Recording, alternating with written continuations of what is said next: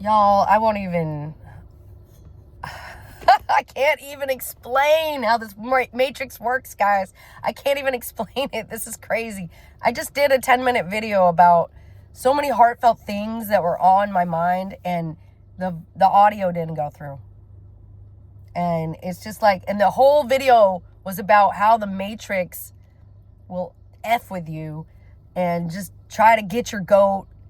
And oh my gosh, it's getting me now, I think, because I can't believe I just put my heart and soul into that, and it totally didn't put audio on there. Okay then. Let me go back through it. It's not going to have the same magic, but let me just try.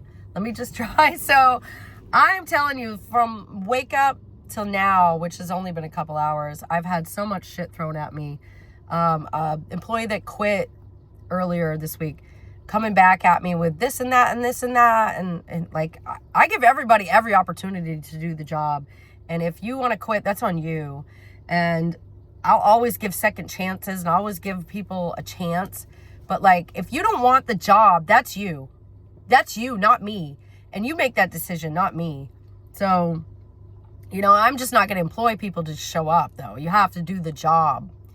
And then I had another one who said, oh, I can't make it in today, but oh, I didn't answer the text. So then all of a sudden, oh, now I can make it in. Okay, so, I mean, what do you want me to tell you? Like, I can cut your hours next week or what? I mean, if you can't fulfill 5 days a week, that's you. You wanted full time. This is your problem, not mine, right? And then I have the accountant telling me, oh, you didn't make any deposits. The fuck I didn't. I did. I've got receipts on that. So I decided I'm going to call him. Right now. But then I decided to text because I'd rather get my receipts, right? And I said, well, why are you telling the boss this when I did this and this? And he's like, oh, that's not what I said. I said this. And I said, well, this is what he said, and it looks like a copy-paste to me. No answer. Call people out, they really change their tune, I'm telling you. And that's a whole nother thing. Like, I just don't understand people these days. I am not good with society right now, okay? Apparently, I can't make friends. I never had a problem my whole life. I never had a problem making friends. I always had friends as a little kid. I always had friends in middle school and high school. I had a lot of friends. In fact, I was friends with many different, walks of life, and I chose to be friends with certain people because I wanted friendships with value and not just fluffy friendships. You know what I'm saying? Like, that's the way I am. And I will admit, probably in high school, I probably made some bad decisions with my friends because I chose a best friend who, in the end, ended up ditching me for addiction. And, we were always really close. We were always like this. And like, I don't know. I couldn't handle being that 4 p.m. drunk dial or that 3 p.m. drunk dial. And it was daily, and then meth, and then all kinds of other stuff. I couldn't handle all of it. And it hurt me. And then my other best friend, she died, and she died of basically alcohol abuse. She killed herself with alcohol. And I never even saw it coming. She used to be a person that, like, we'd buy a 4-pack of beers and split it. And then, go on with our night. And then she turned into a person that drank alcohol, like drank liquor at 7 a.m. And I lost her. And I've never been the same since I lost her. I've been in a fucked up place since I lost her. And I can't even explain it to people around me because there was just nobody else there. There was nobody else around me when she was going through that. And she was fighting with this guy, her boyfriend, baby daddy. And it was constant. And it was sad to watch. And I helped her get a restraining order many times. And then about the third time, I said, I can't really do this anymore. You show up covered in bruises and it hurts my heart, and you're drinking a lot. Now you're smoking crack and doing this and doing Molly, and I can't watch this. You've got a child, and I can't watch you being like this all the time. And, you're driving your child around, and he's driving your child around, and he's a convicted PDF file or whatever you want to call it on here. And it's not cool. Like, I just couldn't watch it anymore. It was really sad. And then when I broke it off, it wasn't much longer. It was a couple months later. She was gone in less than a year. She was gone. And I never saw anybody waste away like that. I've seen cirrhosis in my life, and I've never seen it in someone so young. I couldn't believe it. I like to drink, but I'm careful in my opinion. I don't, maybe I'm not, but I've never seen anything like that. So maybe I've made some bad choices with friends, but I never try to judge people. I never put my judgment in there because it's not my place. It's God's place to judge. And if you're one of God's children, you know that you are not here to judge anyone. And you can judge, but it's not beneficial to you, right? So, I didn't judge her for drinking her life away or smoking crack or whatever Molly she was doing. It was more that I just said, I need to move myself over here. Because it's not easy for me to watch you go through this when my heart is hurting for you. And that was one of the hardest decisions of my life, and I did it. And I was pregnant at the time, and that's why when I was pregnant, I was vulnerable and I couldn't handle a lot. I unfollowed every friend I had on Facebook when I was pregnant, and I just couldn't deal with their drama on top of my pregnancy. I wanted a happy-go-lucky pregnancy, and I didn't want to bring in any demonic bullshit, and I just didn't want to do it.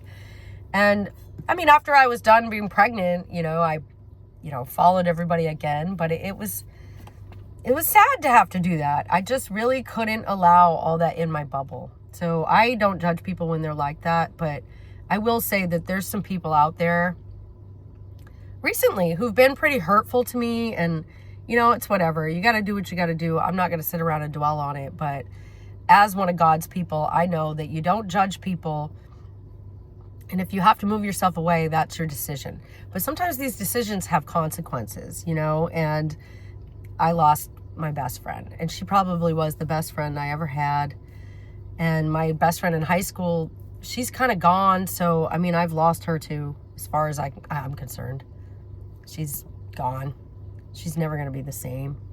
And it's just sad. It's really sad. Sometimes we choose to be friends with people that don't have a long expiration date. And what are we going to do? Well, I kind of feel like I'll probably never make friends again. I don't know. I'm always a happy-go-lucky person, and people don't know how to take that. People don't care why I'm like this or whatever, but I had a person come into work last week, and I felt sad for her, actually, but she's like, "Are you on Xanax or antidepressants or something?" And I said, "No." And she says, "You're always so happy." And I was like, I try. And I mean, I'm running a business here, and I'm trying to be the happiest person I can be, right? I tell people all the time, like, I work at a cheesesteak shop. How can it get any better than this, right? And it's true. When I'm at work, it's like being at Disneyland. It's a hyper reality for me. I don't have to worry about anything else. And that's how I live. And people can take it or leave it. And I wish that lady felt better, because I could tell she was obviously on some kind of medication. But I can do nothing else but try to share my energy. And if people think that I have bad energy, that's kind of scary, because I feel like I have really good energy, and I feel like I attract what I put out. And so sometimes I'm wrong, and sometimes, I attract the same thing. I mean, I drink, right? Okay, I'm a drinker, and I will often have a drink in the afternoon. Now, sometimes I have mimosas on the weekend. I don't think I have a drinking problem. I think I have a moderation problem, to be honest with you. Maybe it's the same thing, but I've gone through my trials and tribulations with that, and I make my own decisions every day, and every day's a new day.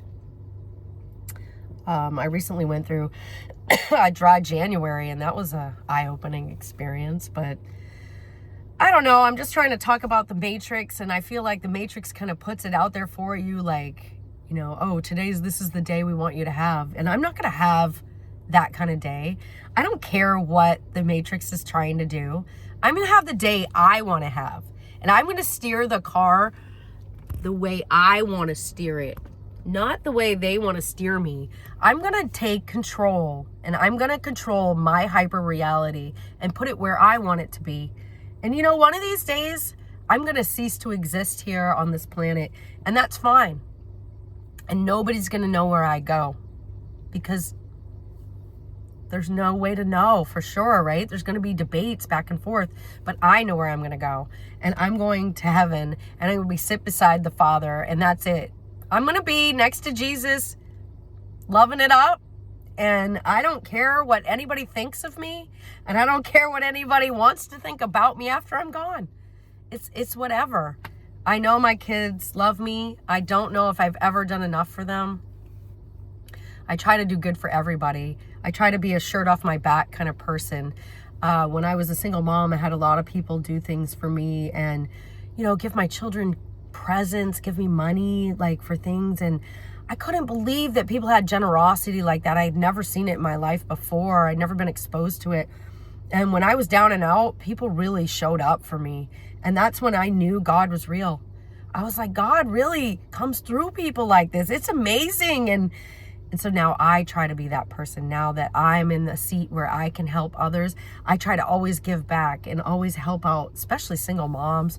I try to pay it forward, you know, and sometimes it's not received well. Sometimes it is, sometimes it's not. And it's whatever. It doesn't have to be received well. You know, some people don't understand what you're trying to do. Maybe they've never felt it. That's whatever. I keep going. Every day I put one foot in front of the other and I keep going. And there's nobody who's going to stop me. And I feel like if you're a person sitting there in judgment, and if you're sitting there judging other people, or, you know, not understanding God through other people and not understanding God's love, well, then who are you next to? Who are you loving it up with? I can give you a hint. He has horns, but I'm just saying, like, judgment is for God, and that's his place. Let him do his job, do your job, and your job is just to be an extension of God, and that's it. You're supposed to be like Jesus, and that's it. And I hate to be a Bible thumper because, you know, I feel like everybody's got their different higher power, and I name mine Jesus, and I don't care what anybody says. That's just what I do. So I'm not going to apologize for who I am. But I love you guys. I appreciate y'all for watching my videos, all 32 of you, and I will definitely make another one soon. Going to work.